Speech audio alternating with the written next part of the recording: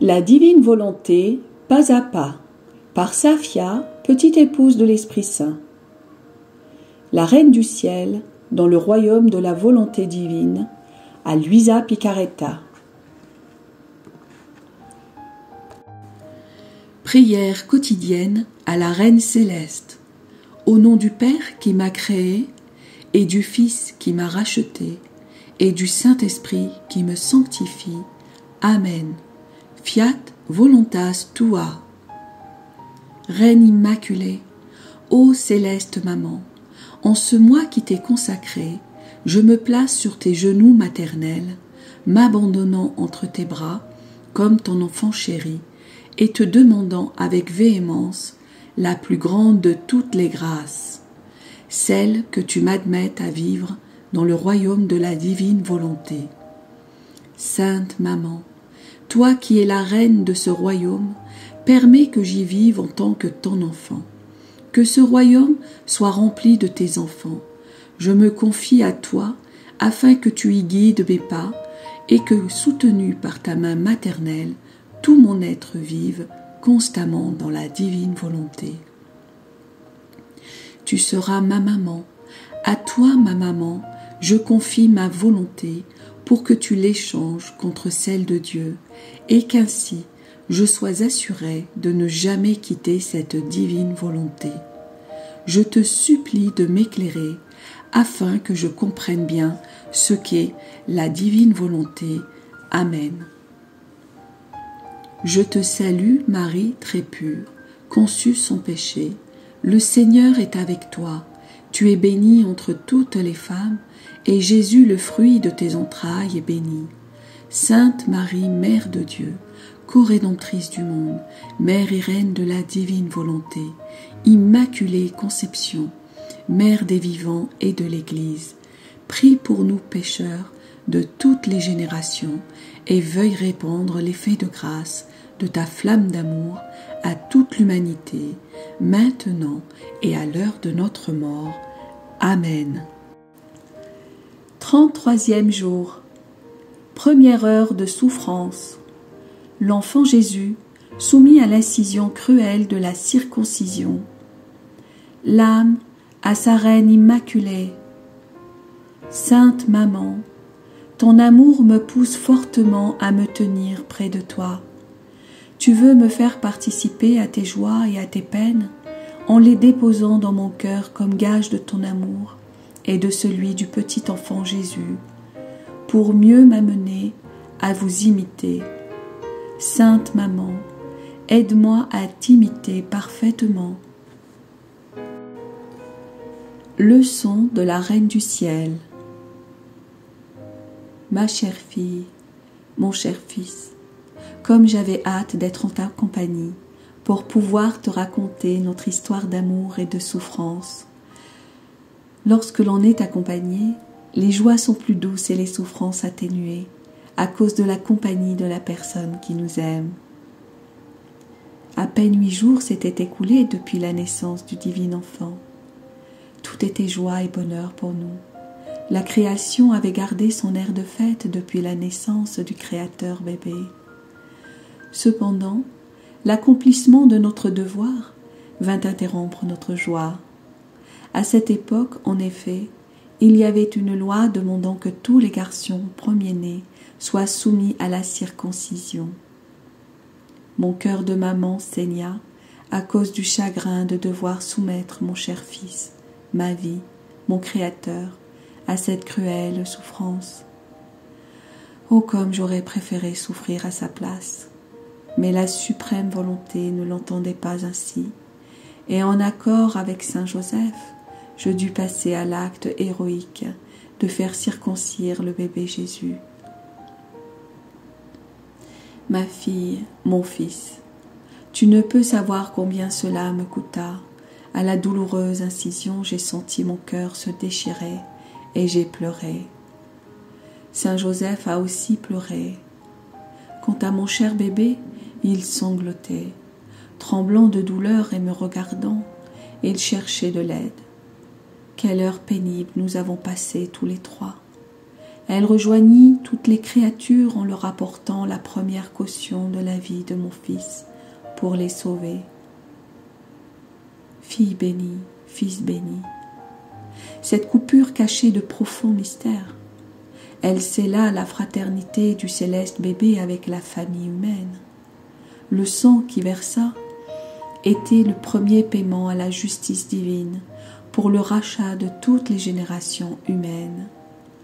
Étant innocent, le cher enfant n'était pas obligé de se soumettre à cette loi, mais il le fait pour donner l'exemple et pour infuser confiance et courage à tous en leur disant « N'ayez pas peur, je suis votre frère, je suis semblable à vous. Aimons-nous les uns les autres et je vous sauverai tous. Je vous amènerai tous à mon Père céleste comme mes chers frères et sœurs. » Ma fille, mon fils, quel exemple nous donne le céleste bébé. Lui, l'auteur de la loi, il obéit à la loi. Bien que né à peine 8 jours auparavant, il se fit un devoir de se soumettre à la cruelle blessure de la circoncision, blessure ineffaçable comme l'union qu'il était venu établir entre lui et l'humanité dégradée. Ce geste rappelle que la sainteté consiste à faire son devoir, à observer les lois et à accomplir la volonté divine. La sainteté sans aucun devoir n'existe pas. C'est le devoir qui met de l'ordre et de l'harmonie dans la sainteté et qui la scelle. Ma fille, mon fils, tu dois savoir qu'en se retirant de la divine volonté, après sa brève vie dans l'innocence, Adam fut blessé profondément dans sa volonté humaine, beaucoup plus que s'il avait été blessé par un coup de couteau mortel. À travers cette blessure, le péché et les passions pénétrèrent en lui. Il perdit la lumière merveilleuse de la divine volonté et se dégrada à en faire pitié. Après les joies de sa naissance, mon cher fils voulut subir la blessure de la circoncision pour qu'elle puisse guérir la blessure qu'Adam s'infligea et infligea à toute l'humanité en faisant sa propre volonté. Avec son sang, mon cher fils prépara le bain qui lavera tous les péchés de l'homme pour le fortifier et l'embellir, de façon à le rendre de nouveau digne de recevoir la divine volonté, laquelle, au début, formait sa sainteté et son bonheur. Ma fille, mon fils, tous les actes et toutes les souffrances que Jésus vécut sur la terre n'avaient d'autre objectif que de ramener la divine volonté dans les créatures. Ma chère fille, mon cher fils, en toutes circonstances, même douloureuses et humiliantes, aie à cœur de toujours accomplir la volonté de Dieu. Ces circonstances constituent la matière première dans laquelle la divine volonté se cache pour agir dans la créature. De ces souffrances naissent les joies les plus belles qui tarissent nos larmes. Quand mon fils fut circoncis, nous lui avons donné le nom très saint de Jésus, tel que demandé par l'ange. En prononçant ce nom très saint, notre joie et notre bonheur furent tels qu'ils adoucirent grandement nos souffrances. Par ce nom, quiconque le veut trouve un baume pour ses souffrances, une défense dans les dangers, la victoire dans les tentations et un remède contre tous les maux. Le nom très saint de Jésus fait trembler l'enfer. Les anges vénèrent ce nom. Il a une résonance très douce à l'oreille du Père céleste. Devant ce nom, tous s'inclinent et adorent. Nom tout-puissant, nom très saint, nom très grand, quiconque l'invoque avec foi découvre des merveilles, les secrets de sa puissance. Ma fille, je te recommande de toujours prononcer le nom de Jésus. Quand tu verras que ta volonté humaine, faible et vacillante, hésite à faire la divine volonté, le nom de Jésus t'y ramènera. Quand tu te sens oppressé, appelle Jésus. Quand tu travailles, appelle Jésus. Quand tu dors, appelle Jésus.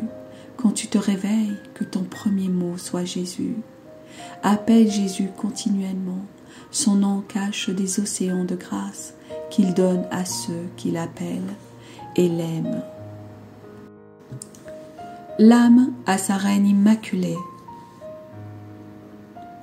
Céleste maman, comme je te remercie pour toutes les magnifiques leçons que tu me donnes, je t'en prie, grave-les dans mon cœur pour que je ne les oublie jamais. Je te prie aussi de baigner mon âme dans le sang du céleste bébé pour qu'il guérisse les blessures de ma volonté humaine. Écris sur chacune de ces blessures le nom très saint de Jésus pour qu'il y joue le rôle de sentinelle. Petite pratique.